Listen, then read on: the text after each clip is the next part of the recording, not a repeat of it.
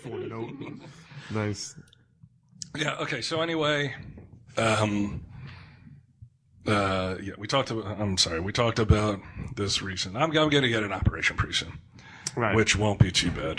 Hiatal hernia removed. Boom. Stomach fixed. Boom. But I was in there, and my doctor, quote unquote doctor, comes in. I got an MRI on Saturday, and he says, comes through the door. First thing he says, "Brother, you need 2 new knees."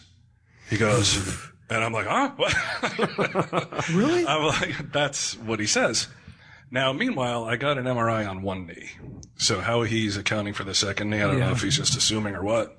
And I was like, Doctors usually don't just assume, don't they? Don't they need hard, credible proof of generally, what the problems are? Yeah, I think there's a thing called malpractice that comes into play. So I go to Nate's Discount Doctor and Auto Body. So I was like, really? But I only got an MRI on one knee, I said. And he goes, yeah, they're looking bad. Almost like I didn't even say it. As he's talking to me, there's a nurse there. And he sees all the medicine I got from when I was out in California. You know, the pill bottles. And he's like, well, I know I didn't prescribe these. So I said to him, hey, I went out west because you told me, you know, about this, I was going to need to get off it. So I'm off it. And he's like, you're off it? I'm shocked. And I said, yeah. And he goes, okay, good. You're going to need to be on something with this knee operation coming up. I'm like, motherfucker. I'm like, back for 4 days from the place, and you're already trying to push you off the new drug. Yeah. And I said, well, you know what? I don't really want to think about that right now. Maybe I'll fight through it, whatever. Maybe a half hour later, another orthopedist comes in, tall, fucking strapping Indian lad. Hello, sir. He goes, he says, hey, Brian, took a look at your MRI. He goes, very common injury, torn meniscus. He goes, no incisions. What we're going to do is we go in there with whatever the fuck these tools they use. We sand down that edge, make it smooth, get a little bit of the debris out there. He goes, there too, you'll be feeling 100% better. Great. I chose to believe him. Well, I mean, he's not running there like the roof's on fire, you know. Right. So your doctor, I don't know if this has been told to you yet by anybody, but it sounds like your Jersey doctor is just a... Hi, everybody! Yeah, he's just Hi, like Dr. Nick. He just sounds like an asshole. Suzanne really wants me to go after him.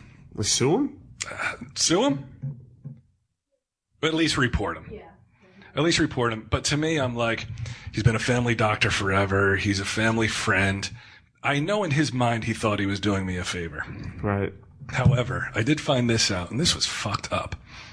Pam the other day very casually tells me that, you know, because she was the same doctor, that at one point He's your father? He's your real father? Yeah, he's like, I fucked your mom and you're grounded. It's like, come on, Dad, what about my knee replacements? I don't even question it for a second.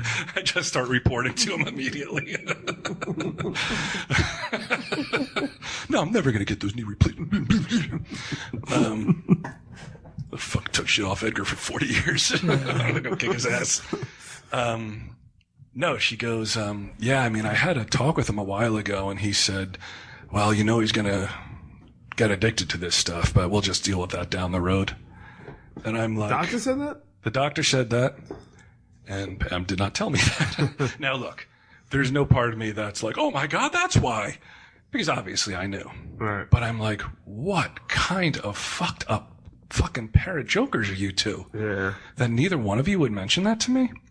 Like, it's derelict, man. It's derelict in duty. And, but I figure if he's that fucked up with me, he's got to be that fucked up with everybody. Yeah. Somebody else will report. Somebody else will say something. I'm just not. a doctor. That's not the right attitude to take. I know, but it's weird. I have it, even though I shouldn't. I have a loyalty because I know in his mind he was doing what he could for me. Even though when I went out there, I went to a doctor, and you know the knee pain was part of what started the whole drug thing. And I said to him, you know, is there anything I can do while I'm here? Because I don't have the painkillers, obviously. And he goes, well, I'm sure you've had a steroid shot. And I said, no. And he goes, you haven't had a steroid shot? Well, why? I said, I don't know. And he said, that's one of the first things you should do. And I said, well, is it prohibitively expensive? And he said, no. I said, then I have no answer for you. And that was that, So he gave me a steroid shot, and it was not like, oh my God, it's a miracle. But it did feel a lot better. It felt a lot better. But the other thing he did was put me on something called Celebrex. And again, I thought he was a pretty good doctor, and he was very on top of everything. He put me on this shit called Celebrex, which I found out later on is like taking the equivalent of 2,000 milligrams of ibuprofen a day, which I told him I can't take ibuprofen because I have these stomach problems. So I'm thinking that may have been what set this whole recent blood thing into motion. Right. You look Mr. Glass. Oh, Jesus, dude. I said to Walt, I called him the other day, I was like, I am a wise old owl on a fucking tree limb, but not the fucking kind that dispenses sage advice. And Walt's like, yeah, it's the kind that's like a hangdog, almost falling off the branch due to fucking low blood count, fucking brittle motherfucker.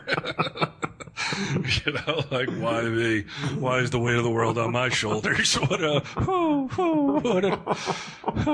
cares? Fucking Jesus, man.